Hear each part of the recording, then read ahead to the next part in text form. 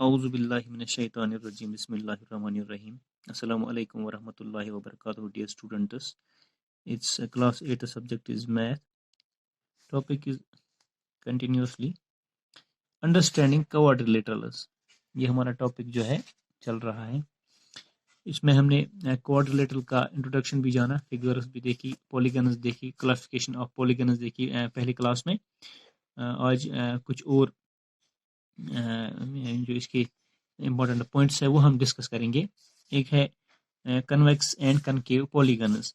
Convex polygons जो है, ये फिगर जो मैंने बना के रखी है डियर स्टूडेंट्स, इनको आप अंडरस्टैंड करो, ये कन्वेक्स पॉलीगन्स है, तो ये कनकेव पॉलीगन्स है। अब कन्वेक्स पॉलीगन्स क्या है? Convex polygons having no exterior diagonal portions, यानी ये जो है इनका जो एक्सटीरियर पोर्शन है उसमें डायगोनल पोर्शन नहीं है। सपोज ये जो यहाँ पर है, इसको हम यहाँ पर इस तरह से डायगोनल खींच सकते हैं,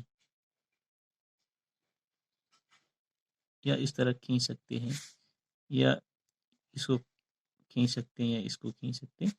ये डायगोनल पोर्शन खींचने की जगह, ये जो कन्वेक्स है, कन्वेक्स पॉलीगन जो है, इनको ये पोर्शन डायगोनल पोर्शन नहीं होता, एक्सटर्नल में डायगोनल पोर्शन नहीं हो सकता होता है। तो ये कन्वेक्स जो है, कनकेव जो है, इनको एक्सटीरियर में जो है डायगोनल पोर्शन होता है, यानी इनको हम डायगोनल छोड़ सकते हैं इस तरह एक्सटीरियर में। ये इनको आप एक्सटीरियर में डायगोनल नहीं बना सकते हैं, इनको हम बना सकते हैं, इनको हम बना सकते हैं। तो यही डिफरेंस है कन्वेक्स और कनकेव पॉलीगन्स में। ये हो गई कनकेव, कन्वेक्स और कनकेव पॉलीगन में डिफरेंस जो है, इसका जो है डायगोनल आउटसाइड डायगोनल पोर्शन नहीं होता है, इसका होता है। आगे चलते हैं, एक और पॉइंट है रेगुलर एंड इरेगुलर।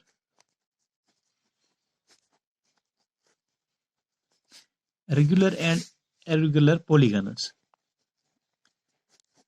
ये मैं आपको इसलिए अंडरस्टैंड कर रहा हूँ क्योंकि जो आपकी एक्सरसाइज आने वाली है उसमें आपको ये पॉइंट्स जो है फेस करने पड़ेंगे। रेगुलर एंड इरेगुलर पॉलीगन्स, सबसे पहले हम रेगुलर पॉलीगन देखेंगे। रेगुलर पॉलीगन किसको कहते हैं? Regular polygon, dear students, regular polygon उस फिगर को हम कहते हैं, सपोज मैंने यहाँ पे ये इस फिगर को हम स्क्वायर कहते हैं। इसको क्यों रेगुलर पॉलीगन कहा जाता है? क्योंकि इसके जो साइड्स है, सबसे पहले हम ले लेंगे इसके साइड्स, अपने पहले भी पढ़ा है, वो साइड्स जो होते हैं इक्वल होते हैं। जैसे अगर इस साइड के हम लेंथ मेजर करेंगे, वो इस साइड के बराबर होगी, इस साइड के इस साइड की लेंथ मेजर करेंगे, वो इस साइड के बराबर, इस साइड के बराबर, यानी इसकी जो चार साइड्स है इनकी लेंथ जो है वो सेम होती है, इक्वल होती है। अगर सपोज हम करेंगे ये 2 सेंटीमीटर है लॉन्ग है, तो इसका ये साइड भी 2 सेंटीमीटर होगा, इसका ये साइड भी 2 सेंटीमीटर होगा, इसका ये साइड भी 2 सेंटीमीटर होगा। All the 4 sides are equal, that's why it's called a regular polygon. एक और खुसूसियत इसमें है, इसके जो एंगल्स है, अगर हम मेजर करेंगे एंगल्स इसके, वो भी इक्वल है। यानी ये एंगल, जिस इस एंगल का अगर हम मेजरमेंट करेंगे, ये एंगल और ये एंगल और ये एंगल और ये एंगल, इन चारों एंगल्स का जो मेजरमेंट है हम अगर हम करेंगे तो वो एक दूसरे के बराबर। अगर सपोज ये 90 डिग्री है, ये भी 90 डिग्री है, ये 90 डिग्री है, ये भी 90 डिग्री है, तो चारों के चार एंगल, जिस तरह इसके चारों साइड्स इक्वल है, इसी तरह इसके एंगल्स जो है वो तमाम इक्वल है। तो इसी वजह से इसे रेगुलर पॉलीगन कहा जाता है। इसके बारे में अगर हम ले लेंगे रेक्ट एंगल,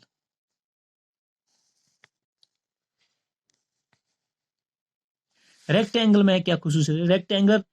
रेक्टेंगल जो है ये इक्वी एंगुलर होती है लेकिन इक्विलेटर नहीं होती है। जैसे इसकी जो साइड्स हैं, ये इसके साइड जो है आपस में, जो इसके साइड्स हैं, इनकी साइड्स की जो लेंथ है वो इक्वल नहीं होती है। लेंथ ऑफ साइड्स अगर हम देखेंगे एक रेक्टेंगल की, वो जो होती है वो नॉट इक्वल होती है। यहाँ पर हम अगर इसको मेजर करेंगे, ये 4 सेंटीमीटर होगा, तो ये वाला साइड 4 सेंटीमीटर होगा, ये वाला 6 सेंटीमीटर होगा, और ये वाला 6 सेंटीमीटर। अगर इसकी एंगल्स एक दूसरे के बराबर होंगी, यानी चारों एंगल्स अगर हम मेजर करेंगे, तो इनकी जो मेजरमेंट के हिसाब से इनकी जो क्या बोलते हैं इसको, मेजरमेंट निकलेगा वो बराबर निकलेगा। जैसे अगर हम ये एंगल मेजर करेंगे, ये इस एंगल के बराबर होगी, ये एंगल इस एंगल के बराबर होगी, ये एंगल इसके बराबर होगी। इक्वी एंगुलर ये होती है, ये रेक्टेंगल, लेकिन इक्विलेटरल ये नहीं होता है। इसके बारे का जो स्क्वायर होता है, ये इक्वी एंगुलर भी होता है और ये इक्विलेटरल भी होता है। इसकी एंगल्स और इसके साइड्स तमाम बराबर होते हैं मेजरमेंट के हिसाब से। और अगर हम रेक्टेंगल को ले लेंगे, रेक्टेंगल को मेजर करेंगे, इसके एंगल्स एक दूसरे के बराबर होंगी, लेकिन इसके साइड्स जो है एक दूसरे के बराबर नहीं। तो इस तरह हम इसको रेगुलर पॉलीगन कहते हैं। रेगुलर पॉलीगन, इट मीन्स ये जो स्क्वायर है ये रेगुलर पॉलीगन है, और रेक्टेंगल जो है ये इरेगुलर पॉलीगन है।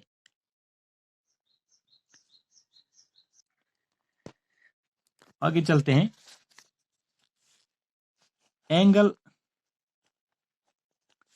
Angle sum property. Angle sum property में सम ऑफ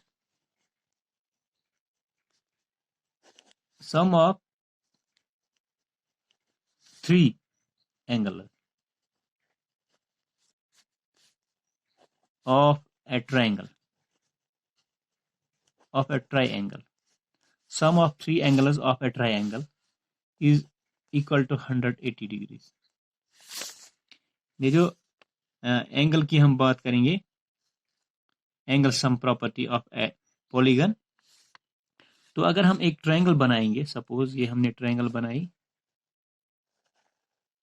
इसका जो थ्री एंगल्स का जो सम होता है, ये आप याद करिएगा, ये होता है इक्वल टू 180 डिग्री। अब आप बताओगे किस तरह? ये वाली एंगल जो है ये होती है 90 डिग्री, आप याद रखिएगा 90 डिग्री। और ये जो एंगल है ये 45 डिग्री, ये जो एंगल है ये 45 डिग्री। तो इनको मिलाकर 90 plus 45 plus 45 is equal to 180 degrees. तो ये हो गई sum of property of a triangle. अब आप क्या करोगे डियर स्टूडेंट्स, अगर आप ले लोगे, एक आपको अंडरस्टैंड करने के लिए एक एंगल हम ले लेंगे,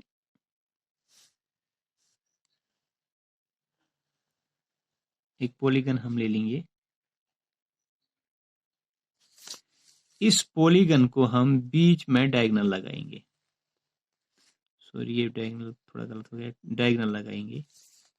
डायगोनल हमने लगाया, इस डायगोनल के ये पॉलीगन जो है, पॉलीगन ए बी सी और डी, इसमें जो एंगल्स बन गई 1 2 3 4 5 और 6, यानी angle 1, angle 2, angle 3, angle 4, angle 5, angle 6। कितनी एंगल्स बन गई? 1 2 3 4 5 6, यानी 1 2 3 4 5 6 एंगल्स। इन तमाम का जो सम होता है वो इक्वल टू, अगर एक ट्रायंगल का सम 180 होता है, तो ये आपस में जो है पॉलीगन, इसमें कितनी ट्रायंगल्स आ गई? 6 ट्रायंगल्स। तो 180 प्लस 180 इज इक्वल टू 360। तो इन सब एंगल्स का अगर हम सम देखेंगे, ये एंगल इसका 90 डिग्री होगा, इस तरह इसका भी 90 डिग्री होगा। 90 प्लस 90 इज इक्वल टू 180। बाकी तमाम जो है वो 45 डिग्रीज की एंगल्स हैं, तो वो भी आती है 180। वो एंगल्स कितनी है? ये 45, ये 45 और ये 45 और ये 45। तो इसका मतलब इस पॉलीगन का सम जो आ गया वो आ गया 360 डिग्री। अब आपकी टेक्स्ट बुक में कुछ क्वेश्चंस आ जाएंगे जिनको जब आपने ये अंडरस्टैंड किया होगा, ये जो क्वाड्रिलेटरल्स है, फिगर्स है, पॉलीगन है, कर्व्स है, क्लासिफिकेशन ऑफ पॉलीगन्स आपने अंडरस्टैंड किया होगा, तो आगे जाकर कन्वेक्स कनकेव और सम ऑफ एंगल और रेगुलर पॉलीगन, इरेगुलर पॉलीगन, तो आपके एक्सरसाइज में ये क्वेश्चंस आ जाएंगे, तो डेफिनेटली आप इजीली उनको ग्रेस्प करोगे। इंशाल्लाह नेक्स्ट क्लास में हम एक्सरसाइज पे जाएंगे, वहां पर जो क्वेश्चंस है उनको सॉल्व करने की कोशिश करेंगे। Thank you.